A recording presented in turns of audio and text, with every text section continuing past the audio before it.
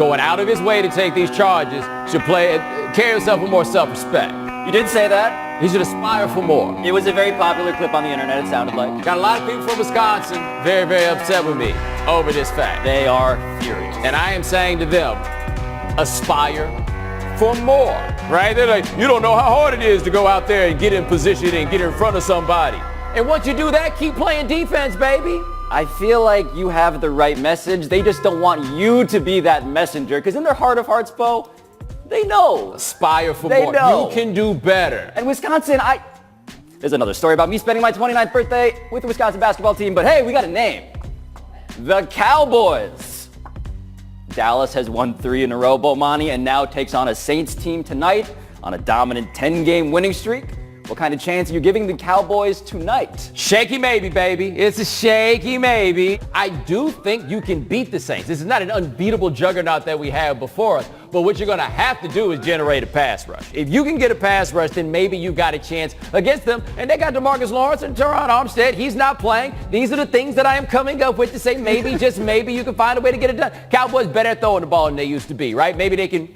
Yo, man, Fitzpatrick threw against them, for God's sake. They did, and my God, that still remains the big black mark on that resume, is the fact that the Buccaneers lit them up in week 1. But your point about the deep ball is, I think, instructive here, because the big weakness in that Saints defense, according to DVOA, is the fact that they are bottom 3 in the league in terms of defending the number 1 receiver. They are bottom 3 in the league in terms of defending the number 2 receiver, and they are bottom 3 in the league in terms of defending passes that go 16 yards or more. All of which raises the question, if you're the Cowboys and you have to bet on Dak Prescott connecting with Amari Cooper, doing the stuff that he did not get to do for the whole majority of the season, do you really feel that good about yourself? Because it's possible, I just don't see that. I mean, the problem with the Cowboys, they got those 6 wins, but they ain't beating nobody, right? You go up and down and see who the teams are that they've beaten in those 6 wins. The Lions. Impressive wins are hard to come by for them. But this is what I think makes it hardest for Dallas.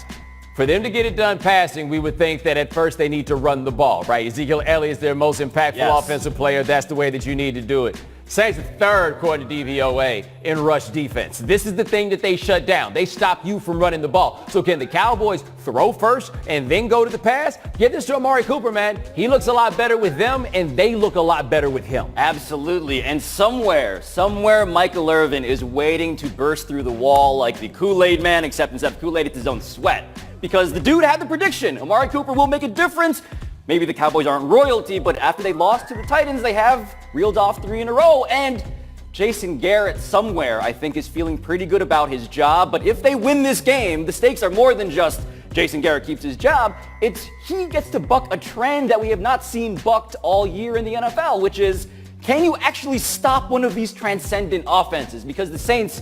Drew Brees is like setting every record for passing, it seems, this year. Yeah, but the tricky thing about stopping the Saints is, because I still think you get heat on anybody in the pass game, you got a chance. So Michael Thomas has around 1,100 yards receiving. Alvin Kamara's got a little bit over 500 receiving yards. After that, man, he's just throwing to anybody. It's just like random dudes on a list with some rather small numbers and maybe 1 touchdown because Drew Brees has just found a way. That is the magic. Next name's Packers. New article from Sports Illustrated details dysfunction in Green Bay between Aaron Rodgers and Mike McCarthy, including a power struggle between the two over play calling. Pablo, what were the elements of this article that stood out the most to you? It complicates Aaron Rodgers further. It complicates his relationship with McCarthy further because we have said on this show numerous times that Mike McCarthy needs to get out of there. And I still believe that is so. But what it does is establish that Aaron Rodgers is this sort of genius level guy who has been hard to work with.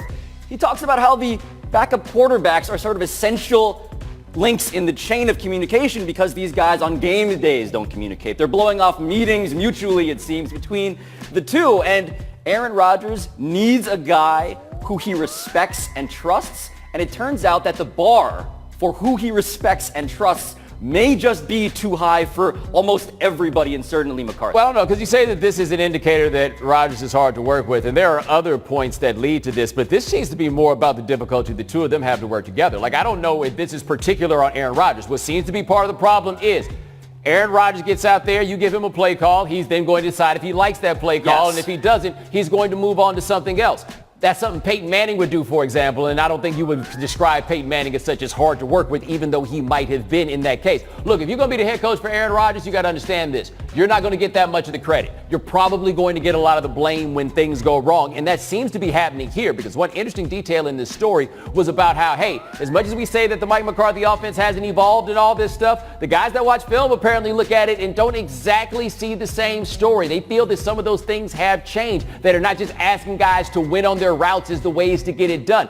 And that Aaron Rodgers having a significant role in some of this play calling, if you don't like the play call, then some of that goes to him. If you're going to be the head coach of the Packers, as long as Aaron Rodgers is there, you're going to have to live with the reality that when it goes wrong, people are going to look at you. And what Mike McCarthy wants, and Aaron Rodgers also wants here, credit. Yes. They want credit when it goes right, and both of them are going to have to figure out how to make peace with that. Or maybe they don't, because Mike McCarthy's probably going to get fired. He's probably going to get fired, but the wrinkle to the storyline, too, is that this is kind of a high-class problem in ways that we may not have appreciated, because you mentioned people watching the film, but if you go to DVOA, it's interesting to note that the Packers offense, which has been much maligned, currently 5th in the NFL, which means that, yes, there have been a lot of bungles in games that have been notable, but it's a lot of defense. It's a lot of other factors that maybe indicate that Rodgers is actually pretty darn good. And McCarthy, as much as he should go because the offense in the NFL broadly has evolved past, it seems, what McCarthy does best. Man, that offense, it seems like there is a good quarterback to be had for someone. Turn that tie to a win, a couple of those close losses into wins, and we're not here right now. We are not. Last name. The heavyweight championship. Because Deontay Wilder and Tyson Fury stood toe-to-toe in their final pre-fight news conference ahead of their Saturday night showdown for the heavyweight championship of the world. Let us watch. There you go. Close talk. Get ready. Tyson Fury, the one without that much to say. Ooh, that looked like he had to split his face there, right? Hey, get your hand on my bro. Okay, Harry, this is where everyone should be leaving. This should end there. Hold on. Oh! He broke out the 400 years. Oh, no. To this day. No. To this day. That's right. I mean, maybe it's not the time to note that his nickname is Tyson Fury, is the Gypsy King, and maybe there's another argument for like him being a fighter historically too, but look at the jiggling, Bo. There's some jiggling. I mean, wow. What? This is a fight that before this video wasn't having a lot of heat. We have some. Are you in? I don't know if it makes me want to pay for the fight, but I would certainly watch it. And I have to say, the declining significance of the heavyweight division is such that this fight is not tearing America apart dead down the middle, right? Like, this should be a matter, like, when Mayweather fought Hatton, for example, somehow that managed to tear America apart, and Ricky Hatton ain't even from here. If the heavyweight division was really cracking, that's what we'd have right now, because my man broke out 400 years. Which makes me ask the question, when does 400 years become 500 years? Because I feel like people have been referring to that same 400 years. They're rounding down. For 400 years. The Whalers did a song called 400 Years like 50 years ago. What's the flip over? Well, you asked, why isn't this getting the Mayweather-Hatton division? I wonder, do people know that Tyson Fury looks like that? That's a fair question. Because you see Wilder and Fury and you're like, I think I know what this is about. And in fact, there's a lot of culture war that has sprouted on this stage that I really wasn't expecting. Look, Deontay Wilder is at the point where I don't know if it's because of what he's been reading in the newspaper or whatever it is, but he had enough. And by the way, he does things like this. This dude, like, this isn't quite Mike Tyson, but the thing about Tyson was, part of the appeal of him is that he was undersized, right? And so the thing was he could get close and there'd be so much force with those shorter arms. This is a giant man, like on some George Foreman. Yeah. Whoa, like right there. Like, no, I quit. And what? And I gotta say, like, I understand that. Oh wow, the slide. Hey, I ain't gonna lie. The risky business thing. Gotta say, if this is what he plans to do to Tyson Fury, I'm in. No disrespect to Tyson Fury. No, I feel like a little bit, but I feel like a caveman because I watch all of this and now I am in. Like, yes, all you gotta do is plausibly dislike each other, and I will watch your sporting event if there are stakes. I feel like even if he doesn't dislike people, the fact that he's out there throwing haymakers like that would, like, again, I'm willing to watch if I can find a way to do so without pay. Coming up next, is LeBron ignoring Luke Walton? I love podcasts like High Noons and Bomani's and the one I do every morning for you people. Man, if I have a fight party for Wilder and Fury, you can come, But ask me before you invite anybody. I don't know if they might say something that'll offend my friends. so Liz and I watch a lot of My Big Fat American Gypsy Wedding. So we may have a rooting interest. Just want to disclose that ahead of time. Just make sure she don't say nothing to offend my friends. It's a great show. First quote. They're not going to be looking for it and looking to call it, but for us, we're not going to do it. Said Oklahoma coach Lincoln Riley about discouraging his team from doing the horns down celebration. Bo, you are obviously a Texas fan.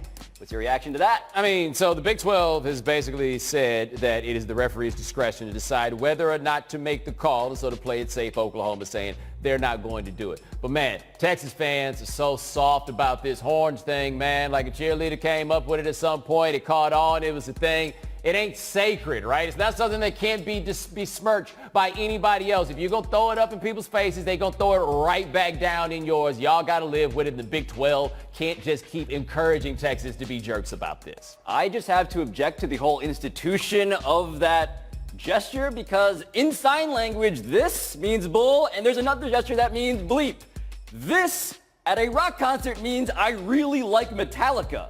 The idea that Texas has monopolized this gesture, Bomani, is not only a sign of whatever protectiveness when it comes to who does this in response, it's just fraudulent. It's fraudulent as a gesture. Well, now you went too far. No, it's not. That's like saying that the Green Bay Packers G is fraudulent because Georgia uses the same exact thing. Like, there's overlapping with the gesture. So which one was a fraud? I believe that the heavy metal fans probably invented this. I asked you, or our sign language friend probably invented this. I gave you an example. Are you calling the Packers of Georgia fraud? No, people do the same signal all the time, and when people are throwing it down, they're absolutely doing that to Texas. Those people who are doing that on the field are not like, I hate heavy metal, and they're going like that. Come on, man, you know better than that. But the real is, yes, they need to be less sensitive, but you're not going to go as far as you was going because you were going way too far. There are other gestures that look a lot like it. I'm just saying copyright infringement. I'm just saying halfway through you realize your point didn't make no sense. I wish I could complete this gesture. Yeah, for yourself. Quote, scouts also have noticed that when James is running the point, he rarely looks toward the bench to receive play calls from Coach Luke Walton. Even when he has seen them, the scouts say he ignores them and runs the play he prefers. Wrote Brian Windhurst about LeBron James. Is it a big deal or just noise that LeBron ignores Luke Walton? It's a little bit of both because LeBron James is the president of sports and we must cover all of these disagreements behind the scenes as such, but we're not surprised by this because LeBron James is arguably the best player in terms of play calling, in terms of being a floor general, in terms of being a true point guard that we've seen in quite a while. So LeBron James being better at calling plays than Luke Walton, yeah, I'm not surprised. What surprises me is that everybody has agreed that the plan over the offseason, which was for LeBron to play off the ball, which was to empower Rondo, to empower Lonzo Ball, that seemingly scrapped because the Lakers realized, we should have the guy who's best at that actually do that. Dude, this is nothing because star players call the plays all the time. Star players all the time ignore their coaches in those circumstances. And coaches, by the way, know that they should trust the guys they have on the floor to do that, right? So no, this is not a big deal in that regard. Never forget this, man. Coaches also, they be off on some nonsense. 1989, Cleveland, Chicago, Game 5 in the playoffs. The shot that Jordan hit at the free throw line. Doug Collins originally called that for Dave Corzine. And then Jordan had to get in there, and everybody had to look at him like, what are you talking about? You remember David Black called that play for J.R. Smith time in the playoffs. And everybody's like, what in the world are you doing? The players make the calls quite often. This is not something particular to LeBron or Luke Walton. But can you imagine if Dave Corzine was the guy to hit the shot over Craig Elo? Because somewhere Dave Corzine is probably like, this was my shot. How dare Michael Jordan take that from me? Never heard of Dave Corzine? Dave Corzine. Never heard of Dave Corzine till today, have you? Not at all. Last quote. I've hated the three for 20 years. There's no basketball anymore. There's no beauty in it. It's pretty boring. Said Spurs coach Greg Popovich. So, Bo, does Pop have a point that the three has made basketball boring? I mean, I don't think I go so far as boring. I enjoy what it is that I am watching. However, I do think it is worth noting. This game was designed for field goals to be worth 2 points, free throws to be worth 1 point. The logic is pretty obvious in what they did with that. Then somebody was like, man, we need to add some fun to this. Let's put a line, like some rock and jock type stuff, basically, where it would be 3 points. 3 points is only 1 point more than 2. The problem is 3 points is 50% more than 2. That's actually a pretty big margin when you stretch it out. So what we do is we have a ring around the floor that we determine is basically being bad shots. We have eliminated a significant chunk of the offensive half court on top of having the short ones in the corner. Like, the logic of the three-pointer is bad. Oh yeah, the corner three is a giant spot of exploitation, but it is telling that all of the people who do find this stuff aesthetically disgusting also succumb to its utility, because this has been a thing, the three-pointer being ugly and terrible for the sport, since it got implemented from the ABA. And then Pat Riley hated it, but Pat Riley shot all those threes with the Heat, and Greg Popovich hated it. He shot all those threes with the Spurs. It works even if it's gross. But that's not the question they asked. The question they asked you is, do you think that this makes for better basketball, or is it more interesting? I'm with the kids. I think it's interesting. Steph Curry seems to have done nothing to diminish the popularity of the sport. Yeah, but I'm saying, for me, a lot of things that we like watching. You like Bob are Ryan, fading though. out. You want to be Bob Ryan. I'd rather be that than you. Coming up next, are the Raptors the best team in the NBA? Love you, Bob. Be Bob Ryan than you, and I feel like that was maybe going a little bit too far. But I'd actually rather be Bob Ryan than me. That's enough. That's enough. You're right. I was wrong in the first place. Yes, I'd rather be Bob Ryan. Thank you for making me feel better about that. He has like 1 million Marriott points. No exaggeration. I want those. Today's number, 8.5. That's how many points the Raptors are favored by over the Warriors tonight, with Steph Curry not expected to play. So is Toronto the best team in the NBA if the Warriors don't have Steph?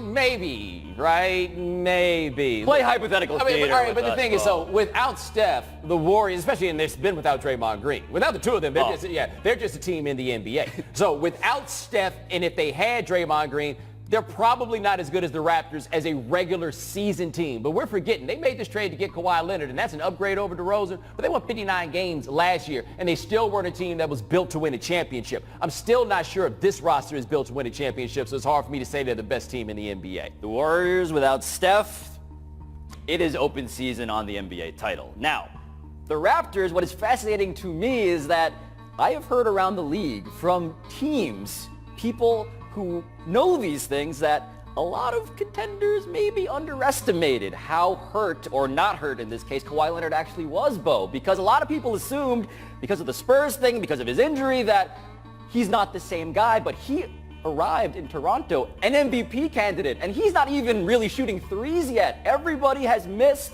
on Kawhi Leonard except for this team, which is now realizing that with Kawhi and Kyle Lowry and Serge Ibaka, maybe this is the year that the Raptors actually stop being just a regular season I don't know. team. The problem is the third dude you named was Serge Ibaka. I concur. Right? Like That's the fact not great. that was the number 3. Part of the problem Oklahoma City had was Serge Ibaka can't be your number 3. Like, he and Siakam and dudes like that are great guys to have in the regular season. They're good guys to have in the postseason. But Kyle Lowry has not demonstrated himself to be a trustworthy postseason option himself. Yes. Right. They need at least another guy who can get his own shot. You said, by the way, you said yet. Kyle Lowry's been in the league for how long, and you talking to me about yet? Kyle Lowry this season, Serge Ibaka this season, they look like different guys, Bo. And I do think part of the issue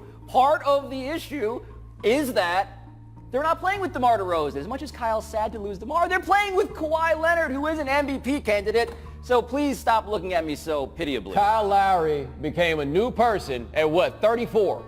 Right? You just imagine however old he is. Like, this is the thing I'm saying. He is a very good player. He's leading the league in assists right now. He is. But in the postseason, you need dudes that you can trust to go out there and get their own shots. You don't turn into that dude in the middle of your career. Serge Ibaka did not turn into a dude that can get his own shot just because he's averaging 16 points a game this 16 and like 11. Pretty good. In closing, I'd like to take you out to Switzerland so we can watch what happened when Florida man Chris Gursky went hang gliding for the very first time. The other people from Florida into Let's watch. That is Chris on the left. That's a not attached. That is a man not attached to the pilot of the hang glider. And that is the face right there of a man who is currently facing death.